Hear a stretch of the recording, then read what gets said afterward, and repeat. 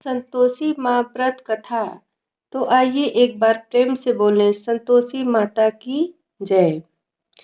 एक बुढ़िया थी और उसके 7 पुत्र थे। 6 कमाने वाले थे, एक निकम्मा था।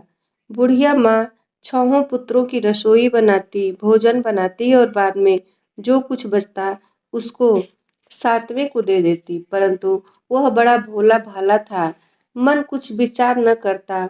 एक दिन अपनी बहू से बोला, देखो मेरी माता का मुझ पर कितना प्यार है। वह बोली, क्यों नहीं, सबका जूठा बचा हुआ तुमको खिलाती हैं। वह बोला, भला ऐसे भी कभी हो सकता है?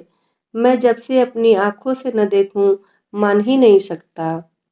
बहू ने हंसकर कहा, तुम देख लोगे तब तो मानोगे। कुछ दिन बाद बड़ा त्योहार आया। घर में 7 प्रकार के भोजन और चूरमा के लड्डू बने। वह जांचने को सिर दर्द का बहाना कर पतला कपड़ा सिर पर ओढ़कर रसोई घर में सो गया और कपड़े में से सब देखता रहा। 6 भाई भोजन करने आए। उसने देखा माँ ने उनके लिए सुंदर सुंदर आसन बिछाए, 7 प्रकार की रसोई परोसी है। वह आग्रह करके उन्हें भोजन कराती हैं। वह देखता रहा। 6 भाई भोजन करके उठे, तब माता ने उनकी जूठी थालियों में से लड्डुओं के टुकड़ों को उठाया और एक लड्डू बनाया। जूठन साफ कर बुढ़िया माँ ने पुकारा, उठो बेटा, 6 भाई भोजन कर गए, अब तू ही बाकी है, उठना, कब खाएगा?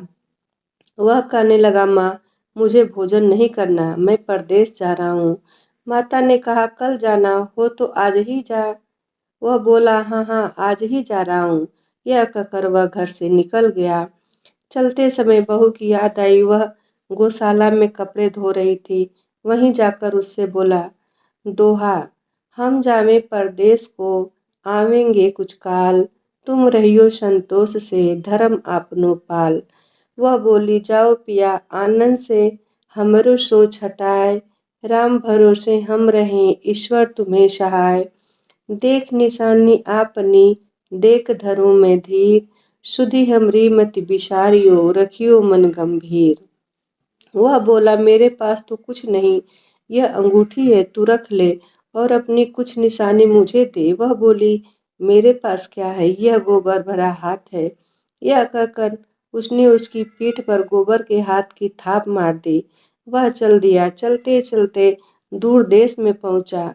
वहां पर एक साहूकार की दुकान थी। वहां जाकर कहने लगा, भाई मुझे नौकरी पर रख लो। साहूकार को जरूरत थी, बोला, रह जा। लड़के ने बोला, तनख्वाह क्या दोगे?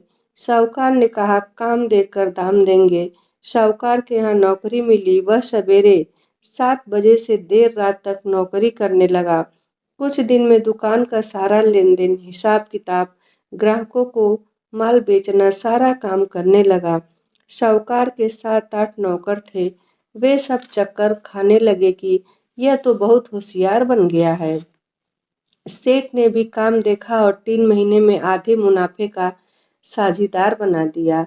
वह 12 वर्ष में ही नामी सेठ बन गया और मालिक सारा कारोबार उस पर छोड़कर बाहर चला गया।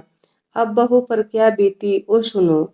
सास ससुर उसे देख दुख देने लगे। सारी गृहस्थी का काम करके उसे लकड़ी लेने जंगल में भेजते। इस बीच घर की रोटियों के आटे से जो भूसी निकलती उसकी रोटी बनाकर रख दी जाती और फूटे नारियल के खोपरे में पानी। इस तरह दिन बीतने लगे। एक दिन वह लकड़ी लेने जा रही थी कि रास्ते में बहुत सी स्त्रियां संतोषी माता का व्रत करती दिखाई दी। वह खड़ी हो कथा सुनकर बोली, बहनों यह तुम किस देवता का व्रत करती हो और इसको करने से क्या फल मिलता है? इस व्रत के करने की क्या विधि है? यदि तुम अपने व्रत की विधि मुझे भी समझा दोगी तो मैं तुम्हारा एहसान मानूंगी। तब उनमें से एक स्त्री बोली, सुनो, यह संतोषी माता का व्रत है। इसके करने से निर्धनता, दरिद्रता का नाश होता है, लक्ष्मी आती हैं, मन की चिंताएं दूर होती हैं, घर में सुख होने से मन को प्रसन्नता और शांति मिलती है, निपुत्र को पुत्र मिलता है, प्रीतम बाहर गया हो तो जल्दी आवे, कुंवारी कन्या को मनपसंद वर मिले, राजद्वारे में बहुत दिनों से मुकदमा चलता हो तो खत्म हो जावे, सब तरह सुख शांति हो, घर में धन जमा हो, पैसा जायदाद का लाभ हो, रोग दूर हो जावे तथा जो कुछ मन में कामना हो वे सब संतोषी माता की कृपा से पूरी हो जाती है। इसमें कोई संदेह नहीं। वह पूछने लगी, यह व्रत कैसे किया जाता है, यह भी बताओ तो बड़ी कृपा होगी। स्त्री कहने लगी, 1.25 का गुड़ चना लेना, इच्छा हो तो 5.25 का ले लेना या 11.25 का भी सहूलियत लेना, बिना परेशानी। श्रद्धा और प्रेम से जितना बन सके मंगवा लेना। रुपए से 5.25 तथा इससे भी ज्यादा और भक्ति अनुसार लें।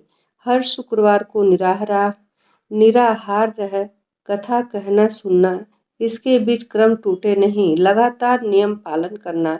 सुनने वाला कोई न कोई न मिले तो घी का दीपक जला उसके आगे जल के पात्र को रख कथा कहना, परंतु नियम न टूटे।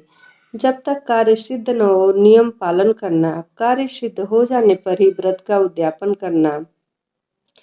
3 मास में माता अवश्य फल देती हैं। यदि किसी के खोटे ग्रह हो तो भी माता 1 वर्ष में अवश्य कार्य को सिद्ध करती हैं। कार्य सिद्ध होने ही उद्यापन करना चाहिए, बीच में नहीं। उद्यापन में 2.5 सेर आटे का खाजा तथा इसी परिमाण से खीर तथा चने का साग रखना चाहिए।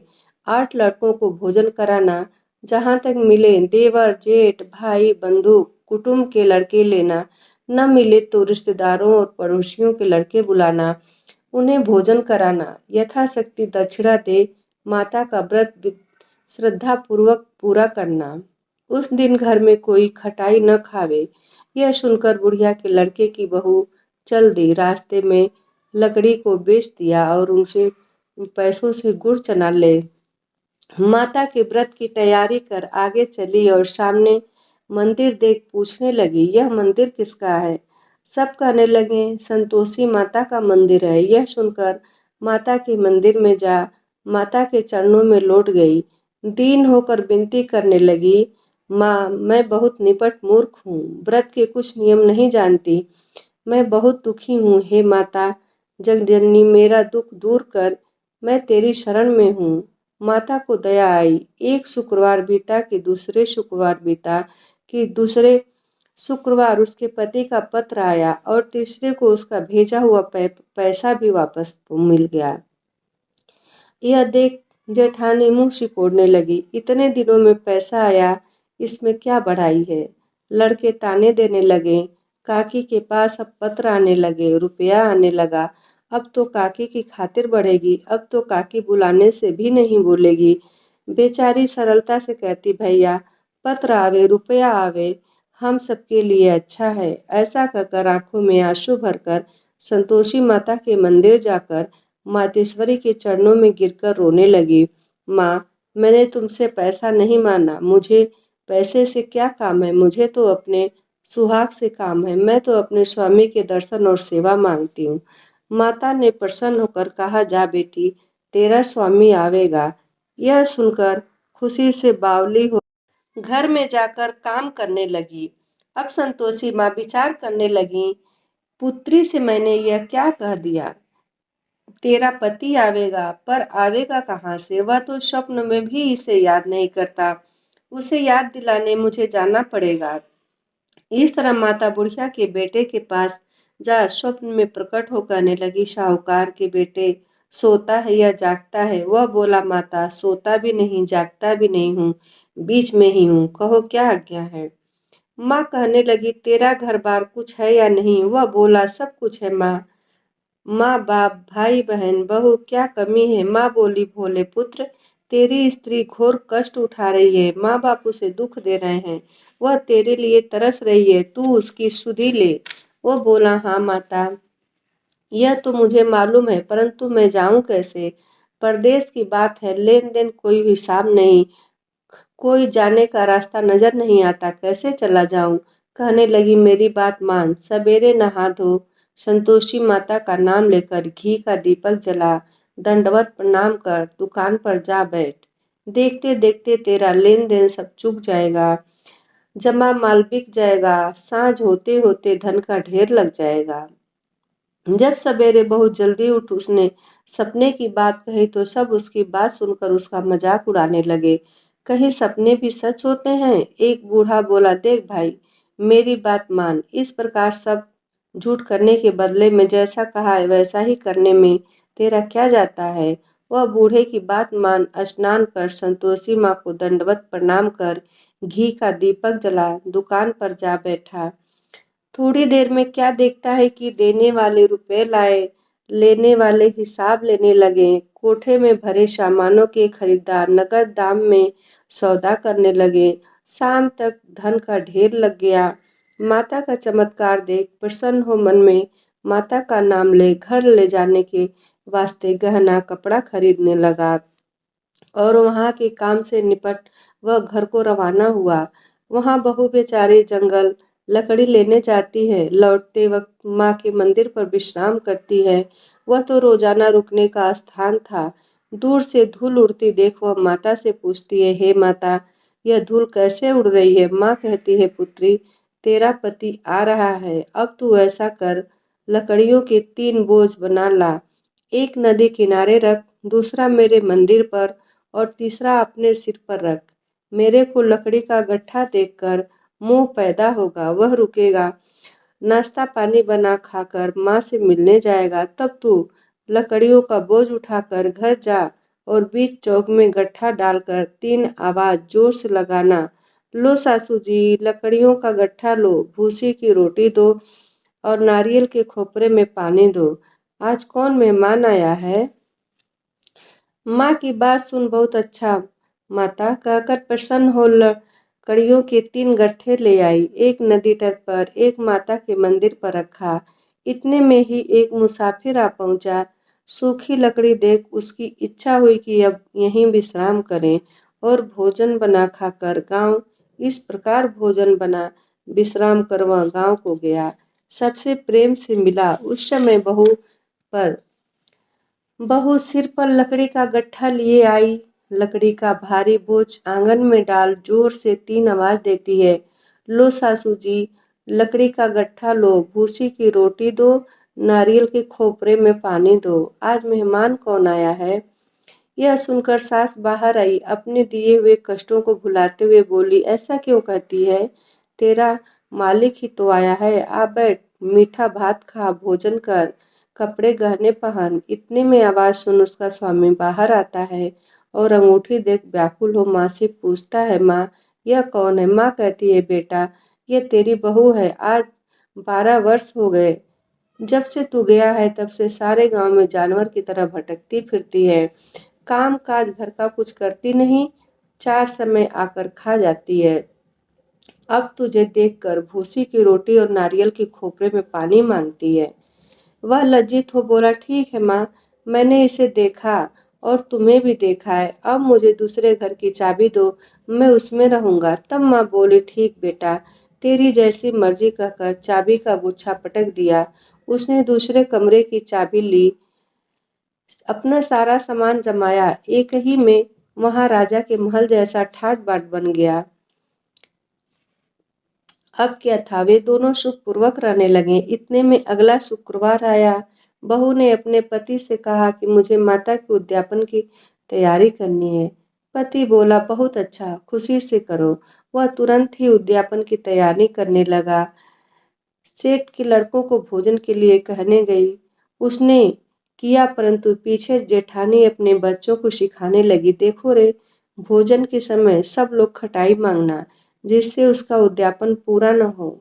लड़के जिमने आए, खीर पेट भरकर खाई, परंतु याद आते ही कहने लगे, हमें कुछ खटाई दो, खीर खाना हमें भाता नहीं, देखकर अरुचि होती है। बहू कहने लगी, खटाई किसी को नहीं दूंगी, यह संतोषी माता का प्रसाद है।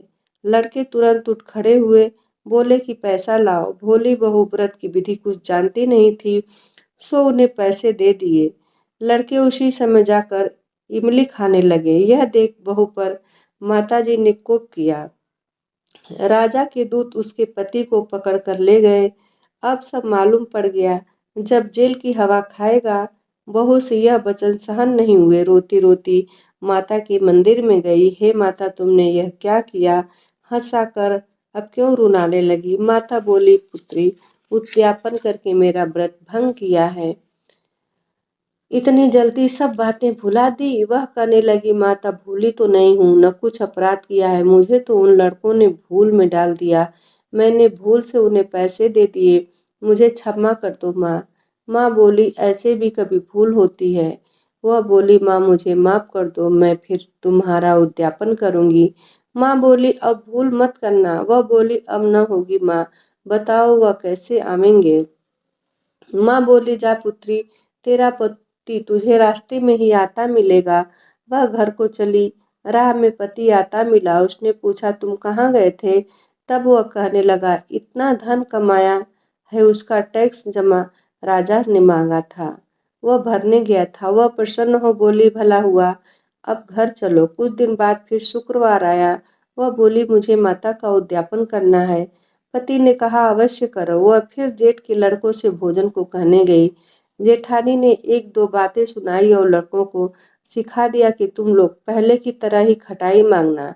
लड़के कहने लगे, हमें खीर खाना नहीं भाता जी, भाता जी बिगड़ता है, कुछ खटाई खाने को दे दो। वह बोली, खटाई खाने को नहीं मिलेगी, आना हो तो आओ।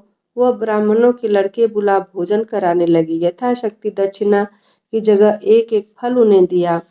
इससे संतोषी माता प्रसन्न हुई। माता की कृपा होते ही 9वें मास उसको चंद्रमा के समान सुंदर पुत्र प्राप्त हुआ। पुत्र को लेकर प्रतिदिन माता जी के मंदिर में जाने लगी। माँ ने सोचा कि यह रोज आती है, आज क्यों न मैं इसके घर चलूं, इसका आसरा देखूं तो सही। यह विचार का माता ने भयानक रूप बनाया। गुड़ और चने से सना, ऊपर सुन के समान होठ, उस पर मक्खियां भिनभिना रही थीं। दहलीज में पांव रखते ही उसकी सास चिल्लाई, देखो रे, कोई चुड़ैल डाकिन चली आ रही है, लड़कों इसे भगाओ नहीं तो किसी को खा जावेगी। लड़के डरने और चिल्लाकर खिड़की बंद करने लगे। बहू रोशनदान में से सब देख रही थी। प्रसन्नता से पगली होकर चिल्लाने लगी, आज मेरी माता जी मेरे घर आई हैं। यह कहकर बच्चे को दूध पिलाने से हटाती है। इतने में सास का क्रोध फूट पड़ा। बोली, राण, इसे देखकर कैसी उतावली हुई है जो बच्चे को पटक दिया। इतने में माँ के प्रताप से जहाँ देखो वहीं लड़के ही लड़के नजर आने लगे। वह बोली, माँ जी, मैं जिनका व्रत करती हूँ यह वही संतोषी माता हैं। इतना कहकर वह झट से सारे घर के किवाड़ खोल देती है। सबने माता के चरण पकड़ लिए और विनती कर कहने लगे, हे माता, हम मूर्ख हैं, हम अज्ञानी हैं, हम पापी हैं, तुम्हारे व्रत की विधि हम नहीं जानते, तुम्हारा व्रत भंग कर हमने बहुत बड़ा अपराध किया है। हे माता, आप हमारा अपराध क्षमा करो। इस प्रकार माता प्रसन्न हुई। माता ने बहू को जैसा दिया वैसा सबको दें, जो पढ़े उसका मनोरथ पूर्ण हो। बोलो संतोषी माता की जय।